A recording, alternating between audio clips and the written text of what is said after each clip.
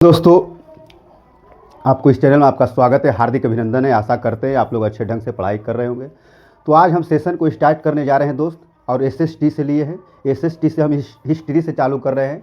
History का first chapter है Europe में राष्ट्रवाद। उसके बाद आपको आएगा भारत में राष्ट्रवाद। ये हिस्ट्री का फर्स्ट चैप्टर है दोस्त, इसको ध्यान से पढ़िएगा। ये आपको अभी तो 10th क्लास के पढ़ रहे हैं, आगे भी आपको काम देगा। और इसके पहले हम लोग 9th क्लास पढ़ करके गए हैं, उसमें भी बहुत काफ़ी ज़्यादा हेल्प मिलेगा अगर इसको पढ़ लेते हैं तो चलिए, ये सबसे पहले बता देते हैं दोस्त, ये मेरा अपना बनाया हुआ नोट्स है। ये देखिए, मेरा नया ये जो कोचिंग है, मेरा कोचिंग का नाम है सहारा कोचिंग सेंटर, जो हम ऑफलाइन चलाते हैं। ऑनलाइन तो जानते हैं, ऑनलाइन में मेरा 2 चैनल है, लेकिन ऑफलाइन में मेरा कोचिंग का नाम है सहारा कोचिंग सेंटर। एक ब्रांच मेरा खुद के पर्सनल घर में है, और दूसरा ब्रांच जो मेरा है एक पावापुरी में फिर से 20 मार्च को ओपनिंग करने जा रहा हूं दोस्त। उसमें आप लोग को हर एक तरह का नोट्स प्रोवाइड किया जाएगा, हर एक तरह से टेस्ट सीरीज मिलेगा, हर चैप्टर को समझा कर पढ़ाया जाएगा और दिमाग में डायरेक्ट घुसाया जाएगा दोस्त। समझा करके पढ़ाएंगे, उसके बाद आपको नोट्स का PDF देंगे, उसके बाद आपको टेस्ट सीरीज का PDF देंगे, उसके बाद हम आपको एक टेस्ट लेंगे जिसमें बहुत सारा आपको जो क्वेश्चन पढ़े हैं, जिस चैप्टर से पढ़े हैं वही चैप्टर को आपको टेस्ट देना हो, ताकि उससे पता चले कि इस चैप्टर में आपको कहाँ से कमी है, क्या आपको कमी हो रहा है, उसको हम फिर से रिवाइज करेंगे। तो इसीलिए मैं अपना खुद का बनाया हूँ दोस्त, देख सकते हैं मेरा अपना खुद का बनाया हुआ है दोस्त। यही एड्रेस है दोस्त, यही एड्रेस पर मेरा नया कोचिंग खुल रहा है, देख सकते हैं। बस आप लोग का सहयोग की ज़रूरत है दोस्त, बस आप लोग सहयोग कीजिएगा। तो हिस्ट्री का फर्स्ट चैप्टर, फिर हम साइंस का लेंगे, हर एक सब्जेक्ट का हम शुरू से स्टार्टिंग करेंगे। मतलब कि नए सेशन चालू होने से पहले हमारा टारगेट था कि 1 मार्च से हम चालू करें। चलिए, एक आध 2 दिन लेट हो गया, इसके लिए कोई दोस्त 1 मार्च नहीं, सही 2 मार्च से स्टार्ट कर रहे हैं दोस्त। तो 2 मार्च से ही स्टार्ट करें। और आपको SST से इसलिए लिए हैं ताकि इससे पता चले कि आप किस तरह से कंटेंट खोज रहे हैं, किस तरह का कंटेंट चाहिए। तो चलिए प्रारंभ करते हैं क्लास को। और चैनल को अभी तक सब्सक्राइब नहीं किया तो सब्सक्राइब कीजिए, लाइक किया और कमेंट कीजिए दोस्त, और आगे अपने दोस्तों को भी शेयर करें। तो देखिए, राष्ट्रवाद पढ़ना है, यूरोप में राष्ट्रवाद। तो यूरोप में राष्ट्रवाद का के मतलब क्या होता है, इसके बारे में जानना हम लोग को ज़रूरी हो चुका है। और आगे एग्जाम के लिए काफ़ी भी आई है, बार बार ये पूछा जाता है दोस्त कि राष्ट्रवाद से आप क्या समझते हैं, राष्ट्रवाद किसे कहते हैं, राष्ट्रवाद के बारे में कुछ बताइए। तो चलिए देखते हैं दोस्त, राष्ट्रवाद। देखिए, राष्ट्रवाद एक ऐसी भावना है जो किसी विशेष भौगोलिक, सांस्कृतिक या सामाजिक परिवेश में रहने वाले लोगों में एकता का वाहक बनती है। राष्ट्रवाद के मतलब क्या है? देश के प्रति प्रेम होना, देश के प्रति मर मिटना। राष्ट्रवाद क्या है? राष्ट्रवाद लोगों के किसी समूह की उस आस्था का नाम है जिसके तहत वे खुद को साझा इतिहास, परंपरा, भाषा, जातीयता या जातिवाद और संस्कृति के आधार पर एकजुट मानते हैं, है ना। क्या हम लोग के भाषा क्या? भारत में बहुत तरह की भाषा बोला जाता है, तेलुगु है, तमिल है, केरल है। तो क्या जनगण मन अलग भाषा में गाया जाता है? नहीं, जनगण मन हिंदी में ही गाया जाता है दोस्त। हर जगह, हर स्टेट में यही तो भाषा है। अगर कोई तमिल है, तेलुगु, तो वो भी भारत से प्यार करते हैं। हर राज्य, हर जिला, हर कस्बा दोस्त अपने देश के प्रति प्यार करते हैं। राष्ट्रवाद का अर्थ क्या? राष्ट्र के प्रति निष्ठा या दृढ़ निश्चय या राष्ट्रीय चेतना का उदय, उसकी प्रगति और उसके प्रति सभी निष्ठे आदर्शों को बनाए रखने का सिद्धांत। अब अर्थात मतलब कि अगर शॉर्टकट में जानना चाहते हैं कि इसे एकदम शॉर्टकट में हमको बता दीजिए, कि एक लाइन में बता दीजिए दोस्त। देखिए, अपने राष्ट्र के प्रति प्रेम की भावना को राष्ट्रवाद कहते हैं। ये तो याद हो जाएगा। अगर लिखने के बारी आएगा ये सब आप लिख सकते हैं। अगर आपको एक लाइन में कोई बोलने के लिए बोलेगा तो यही बोलना है, अपने राष्ट्र के प्रति प्रेम की भावना को ही राष्ट्रवाद कहते हैं। एकदम सरल शब्दों में है दोस्त, इसको आप कभी भुलाइएगा नहीं। अब राष्ट्रवाद का बीजारोपण कैसे हुआ, कहाँ से हुआ, किस तरह से हुआ, इसके बारे में भी जानना हम लोग को जरूरी है। तो बीजारोपण देखिए दोस्त, राष्ट्रवाद की भावना का बीजारोपण यूरोप में पुनर्जागरण के काल यानी 14वीं और 17वीं शताब्दी के बीच से ही हो चुका था, परंतु 1789 ईस्वी की फ्रांसीसी क्रांति से यह उन्नत रूप में प्रकट हुआ। अब आपको पता है, जब यूरोप में आप गए हैं, यूरोप के राष्ट्रवाद पढ़े, तो सबसे पहले आपको फ्रांस की क्रांति के बारे में जानना होगा। यही से तो उत्पन्न हुआ है दोस्त, यही से तो हुआ है। फ्रांस में क्या था? फ्रांस में ही था दोस्त फ्रांस में पहले क्या चल रहा था कि आप अगर उस देश के राजा हैं, उस राष्ट्र के राजा हैं, तो आप राजा से प्यार कीजिए, आप देश से नहीं प्यार कर सकते हैं। उससे प्रेम कीजिए, जिस गद्दी पर राजा बैठा हुआ उससे प्रेम कीजिए। आप राजा से प्रेम कर लिए, समझो आप देश से प्रेम कर लिए। ये राष्ट्रवाद नहीं है दोस्त, इसको बदला गया फिर कि देश के प्रति ही प्रेम की भावना ही राष्ट्रवाद कहलाता है दोस्त, किसी राजा के प्रति नहीं। हम राजा से क्यों प्यार करें, राजा से क्यों प्रेम की भावना रखें? हम अपने देश के प्रति मर मिटने के लिए तैयार हैं। तो राजा क्या है, राजा आज है कल नहीं है, लेकिन देश तो सब दिन वहीं देखने के लिए मिला दोस्त। देखिए फ्रांस में क्या था, आपको हम सरल शब्दों में बता देते हैं कि फ्रांस में क्या चल रहा था दोस्त। तो फ्रांस के बारे में हम थोड़ा सा डिटेल से बता देते हैं आपको। नाम से पहले दोस्त फ्रांस की क्रांति के बारे में जान लेते हैं कि फ्रांस की क्रांति कब हुआ है ना, किसके शासनकाल में हुआ, ये सब जानना जरूरी हो गया है ना। फ्रांस के क्रांति का कारण क्या था? तो फ्रांस की क्रांति का बहुत कारण था दोस्त। मेन कारण था फ्रांस के कोई मेन क्रांति का मतलब आर्थिक स्थिति बहुत खराब हो चुका था दोस्त, है ना। आर्थिक स्थिति बहुत खराब हो चुका था किसके शासनकाल में? सबसे पहले जानते हैं फ्रांस की क्रांति। फ्रांस की क्रांति कब हुआ था दोस्त? फ्रांस की क्रांति 1789 ईस्वी में हुआ था। कहाँ? फ्रांस में हुआ था दोस्त, फ्रांस में। फ्रांस से चालू हुआ दोस्त, फ्रांस से चालू हुआ। अब देखिए इसका राजा कौन था? इसका राजा था क्या? लुई 16वें। लुई 16वें थे इसका शासक था दोस्त, जो लुई 15वें के पोता थे, यानी पौत्र थे। मानी कि लुई 15वां जो थे इनके दादा थे लुई 16वां के, है ना। तो उनके मरने के बाद, उनके मृत्यु के बाद लुई 16वां अपना सत्ता पर संभाला, और उसके बाद ये बहुत ही मतलब घटिया किस्म का शासन किया दोस्त। बेकसूर लोग को सजा देना, गरीब लोग को सताना, बहुत ही अत्याचार किए थे। इसके कारण ये बहुत जाने जाते हैं। इसको लास्ट में जानवे करते हैं कि जब सरकार के मांग था जो नहीं दिए, तो उसके चलते इसको फांसी की सजा इनको मिल चुका था, है ना। इसको भी जानना जरूरी है। इसका कारण क्या था दोस्त? संकट, सामाजिक आर्थिक संकट था। कारण लिख देते हैं, यहाँ लिख देते हैं कारण। कारण क्या था दोस्त? आर्थिक संकट। ये देखिए 9th क्लास में भी काम देगा। आर्थिक संकट, सामाजिक असमानता बहुत कारण था दोस्त। और एक कारण क्या था? सामाजिक आक्रांता, राजशाही के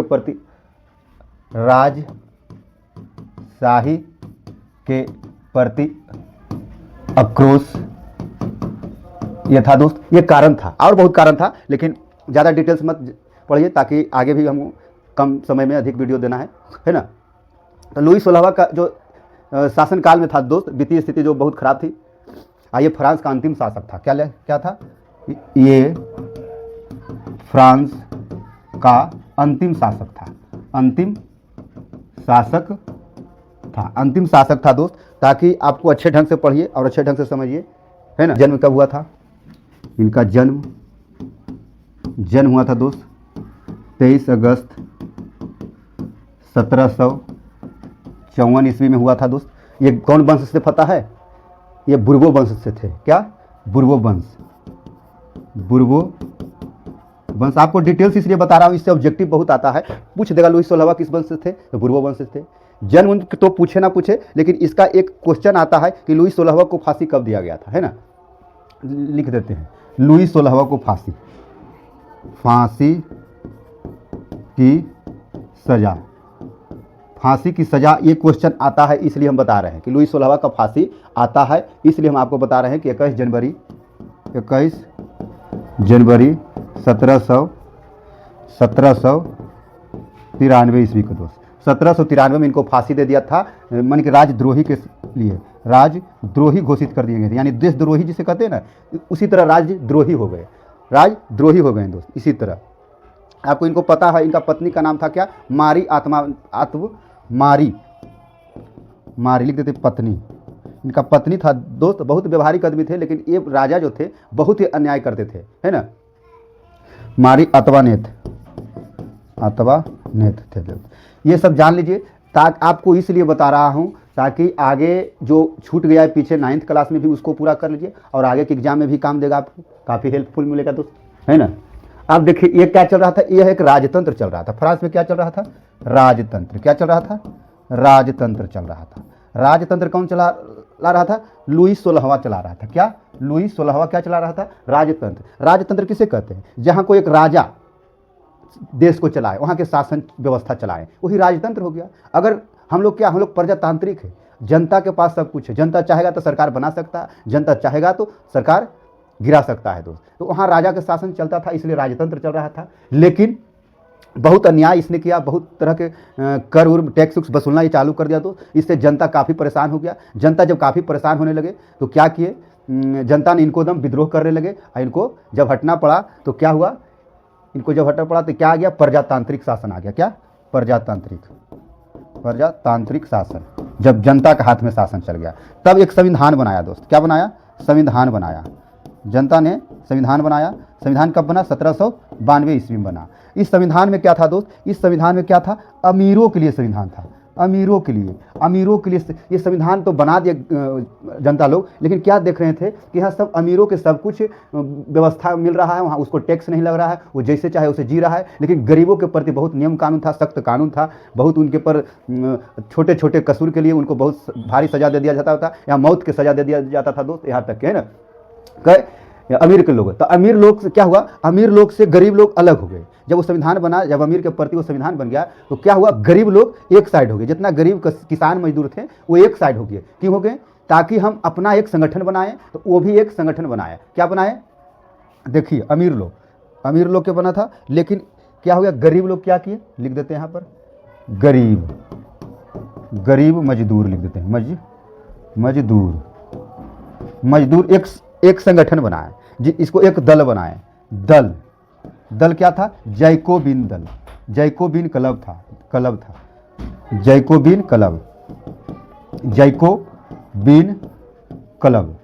जैकोबिन क्लब को किसने बनवाया? गरीब किसान मजदूर ने बनाया जैकोबिन क्लब। जैकोबिन क्लब ने भी एक राजा, इसे गरीब का जो संगठन चलाना शुरू किया, इसने भी एक राजा चुना। उस राजा का नाम था क्या पता है? उस राजा का नाम था रोबेस्पियर। उस राजा का नाम था रोबेस्पियर।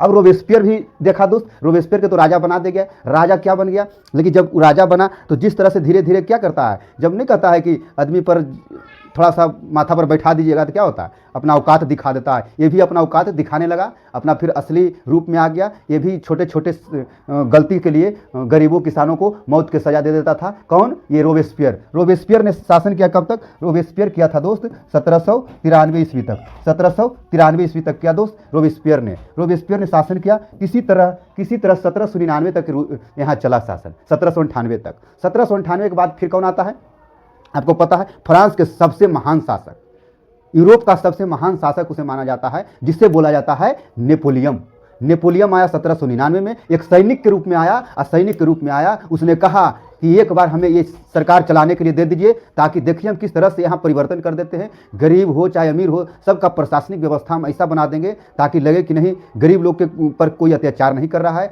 टैक्स फिक्स जितना है सबके लिए बराबर कर देंगे।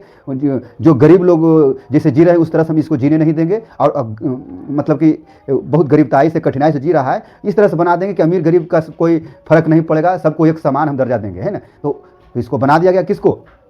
नेपोलियन को। तो नेपोलियन को बना दिया दोस्त। इसके बारे में हम आपको डिटेल से पढ़ाएंगे। देखिए, अगर इसको नहीं समझ में आ रहा है तो एक बार स्क्रीनशॉट ले लीजिए, स्क्रीनशॉट लेकर के इसको घर में ध्यान से देखिएगा दोस्त। उसके बाद में हम आपको पढ़ाएंगे नेपोलियन के बारे में। नेपोलियन के बारे में पढ़ने के पहले आ जाएगा दोस्त आपको वियना कांग्रेस क्या है। तो वियना कांग्रेस बाद में आता है। नेपोलियन से युद्ध होता है, वाटरलू का युद्ध, उसके बाद वियना कांग्रेस जो मेटरनिक उसका अध्यक्षता करते हैं। तो सबसे पहले नेपोलियन, इसके बाद आता है दोस्त। तो देखिए, इसको ले लीजिए।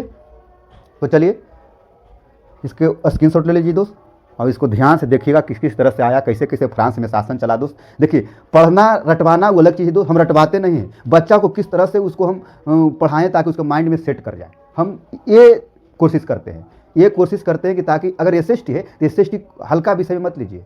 SST रटा देना वो अलग चीज़ है। आप ग्रुप D की तैयारी कीजिए, चाहे कुछ भी तैयारी कीजिए, आप उसको थ्योरिकल पढ़िए। थ्योरिकल पढ़ने से क्या होता है, आपको माइंड में से ऑब्जेक्टिव कहाँ से निकला? ऑब्जेक्टिव सब्जेक्टिव से नहीं निकला। पहले ऑब्जेक्टिव था, अब ना ऑब्जेक्टिव हो गया। पहले 5 नंबर का ऑब्जेक्टिव रहता था, है ना। अब क्या हो गया, 50 नंबर 100 नंबर का आ गया। तो ऑब्जेक्टिव कहाँ से? उसी किताब से तो निकल रहा है, अलग थोड़ी बुक बना है। पहले तो हम लोग थ्योरिकल पढ़ते थे ना, अब ना ऑब्जेक्टिव आ गया। ऑब्जेक्टिव के नाम पर क्या हो रहा है, बहुत सारा कोचिंग रटवा रटवा करके क्या कर रहा है, पैसा खूब कमा रहा है दोस्त। ऑब्जेक्टिव का सेट लगवा रहा है, ऑब्जेक्टिव का पूरा मॉडल पेपर लगवा रहा है, ऑब्जेक्टिव रटवा रहा है दोस्त।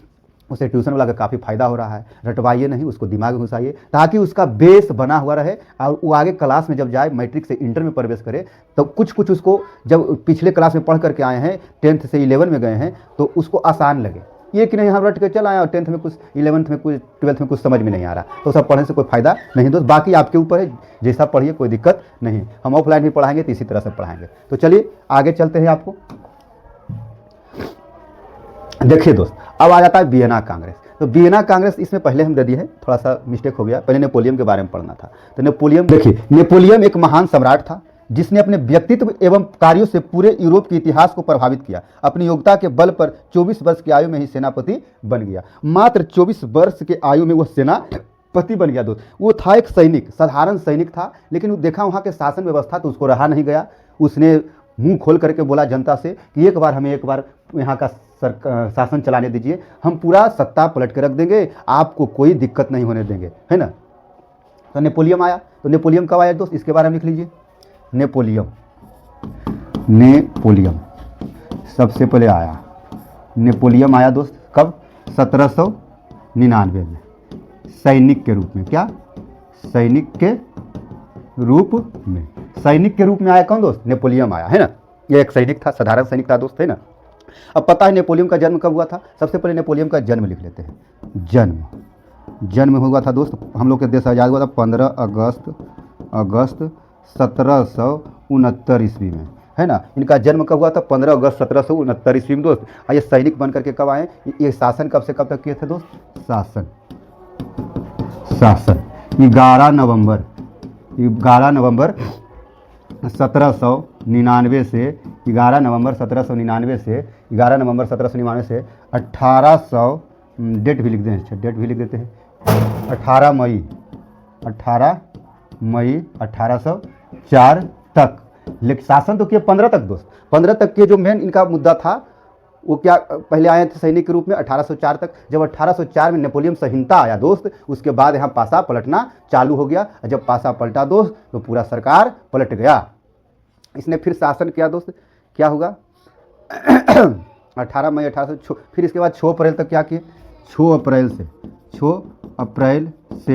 कब रहे, 1814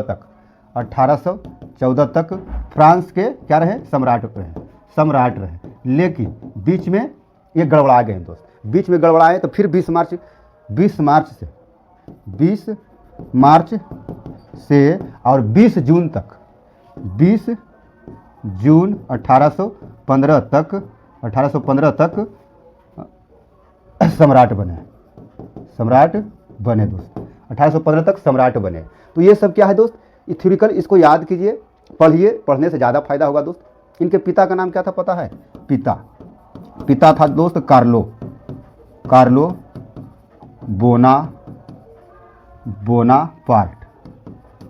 बोनापार्ट। ये एक वकील थे दोस्त, कार्लो बोनापार्ट एक वकील थे, है ना।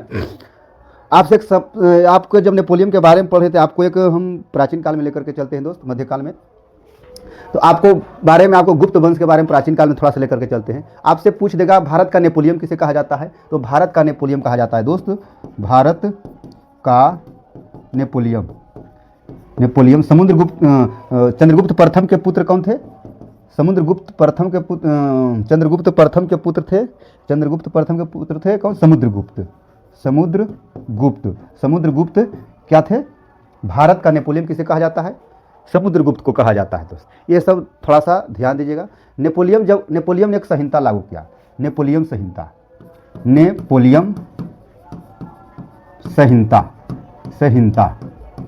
या इसे हम क्या कह सकते हैं, नेपोलियन संहिता कब हुआ, 1804 में बना।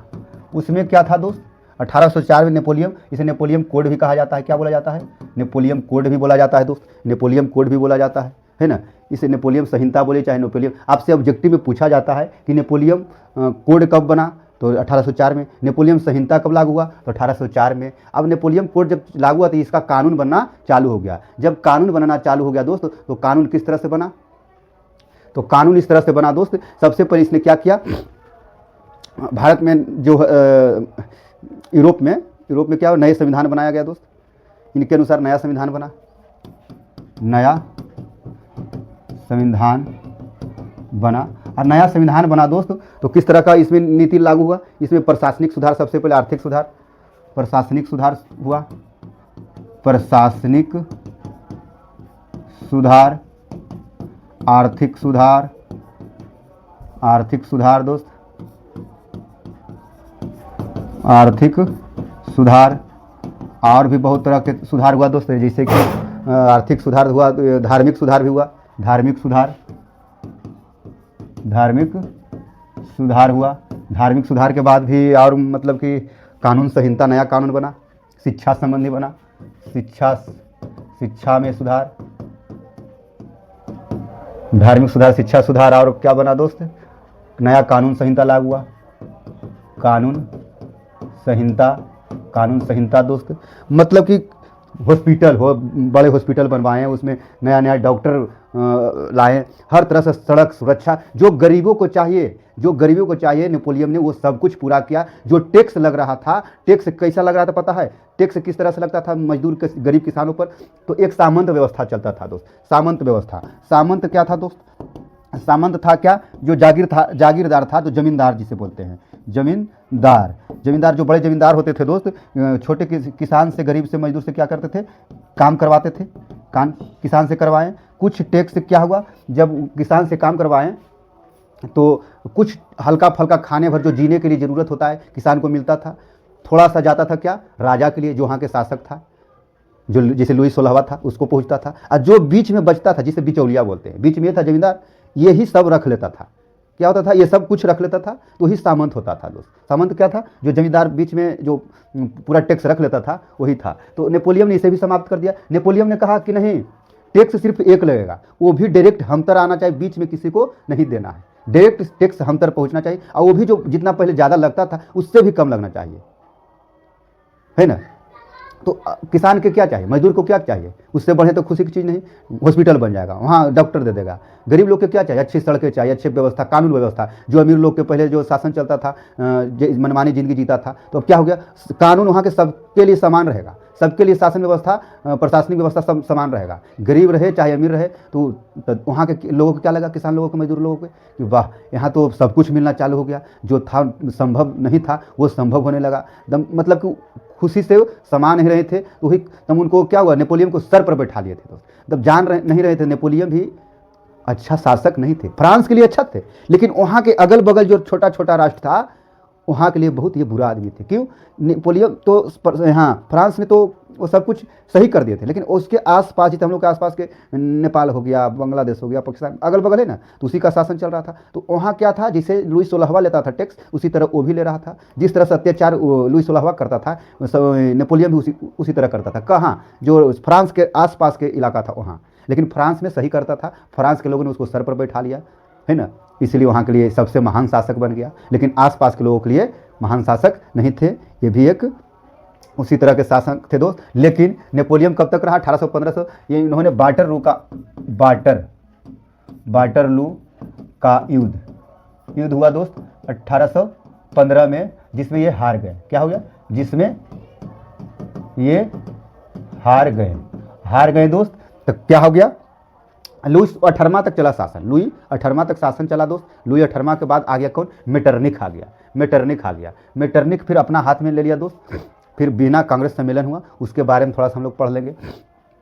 तो चलिए इसको देखिए, अगर समझ गए तो ले लीजिए स्क्रीनशॉट, नहीं समझे तो स्क्रीनशॉट ले लीजिए। और समझ गए हैं तो चैनल को लाइक, शेयर, कमेंट और सब्सक्राइब नहीं किया तो सब्सक्राइब कर ले दोस्त, ताकि हम अगले नेक्स्ट वीडियो जो हम सबसे टॉप पढ़ाएंगे दोस्त। अगर आप भारत के राष्ट्रवाद देख लीजिएगा तो आपको हिला करके रख देंगे। एक बार भारत के राष्ट्रवाद पढ़ के देखिएगा, हमसे एक एक प्रश्न चुन के बताएंगे, और जो किताब में नहीं है उससे अधिक हम बताएंगे, जो नहीं वो भी बताएंगे। काहे कि देख रहे हैं कुछ ऑब्जेक्टिव डाल रहा है दोस्त, अल्टरनेट डाल रहा है। जो गहराई से पढ़ेगा वही वो सब क्वेश्चन को टच कर पाएगा, और जो गहराई से नहीं पढ़ पाएगा वो सब क्वेश्चन को देख कर आगे बढ़ा देगा। तो देखिएगा, ले लीजिए।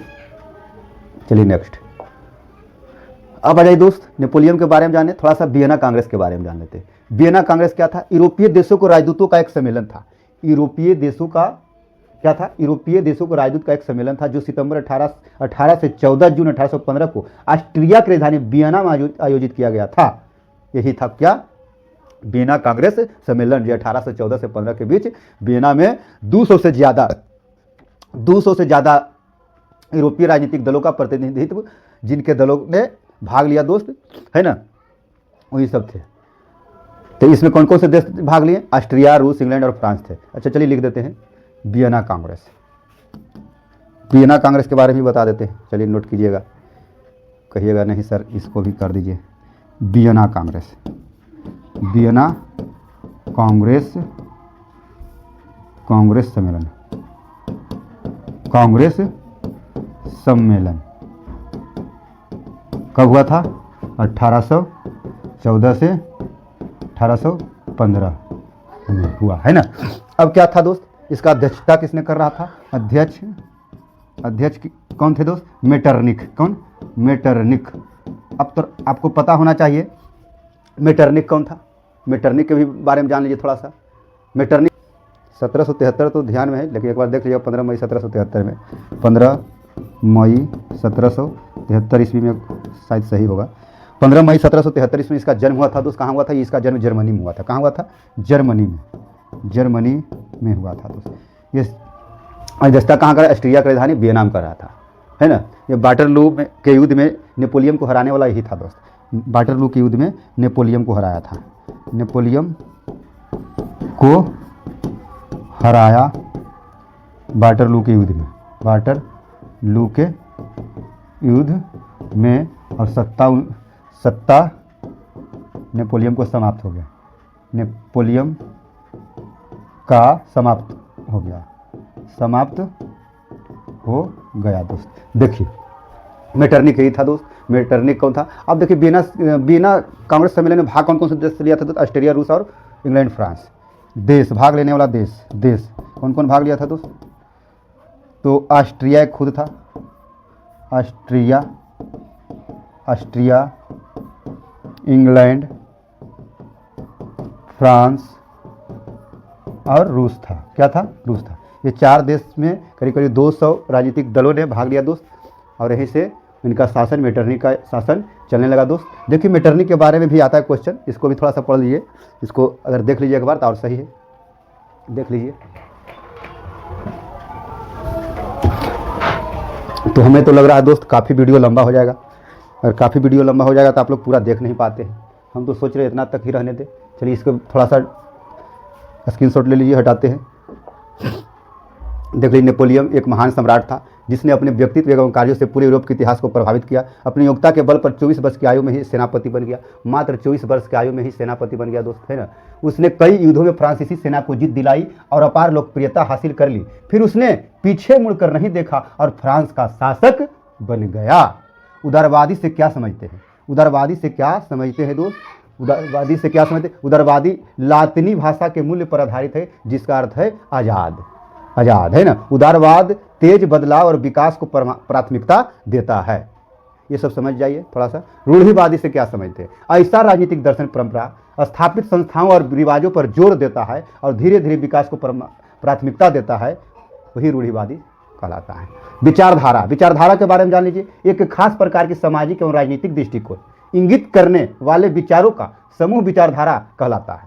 यूरोप में राष्ट्रवादी चेतना की शुरुआत फ्रांस से होती है। यूरोप में राष्ट्रवादी चेतना का शुरुआत कहाँ से होती है, तो फ्रांस में। नेपोलियन का शासन पढ़ा इसलिए नेपोलियन खत्म कर देते हैं दोस्त। उसके बाद जो आएगा नेक्स्ट दिन देखेंगे। जब नेपोलियन फ्रांस पर अपना शासन चलाया शुरू किया तो उन्होंने प्रजातंत्र को हटाकर राजतंत्र स्थापित किया। पहले कहाँ क्या चल रहा था, पहले लुई 16वां राजतंत्र कर रहा था, फिर प्रजातांत्रिक बना, प्रजा के तंत्र चला। फिर 1799 में कौन आया, नेपोलियन आया। नेपोलियन फिर से राजतंत्र ला दिया, नेपोलियन ने फिर से राजतंत्र ला दिया दोस्त, है ना। तो फिर राजतंत्र स्थापित किया। नागरिक संहिता या नेपोलियन संहिता 1804 में। आप लोग बोले थे नेपोलियन संहिता या नागरिक संहिता या नेपोलियन कोड उसे कहिए। कानून के समक्ष सबको बराबर रखा गया। आपको बताया थे कानून के सबके लिए बराबर हो, अमीर हो चाहे गरीब हो। संपत्ति के अधिकार को सुरक्षित रखा गया, संपत्ति के आधार को सुरक्षित रखा गया, अमीरी गरीबी के दर्जा हटा दिया गया, है ना। भू सत्व और जागीरदारी शुल्क से मुक्ति दिलाई, यानी भू राजस्व जो टैक्स लगता था किसानों को मजदूरों को, वो क्या था, शुल्क जागीरदारों से, जो सामंत हम बताए थे, सामंत के बारे में, बीच में जो बिचौलिया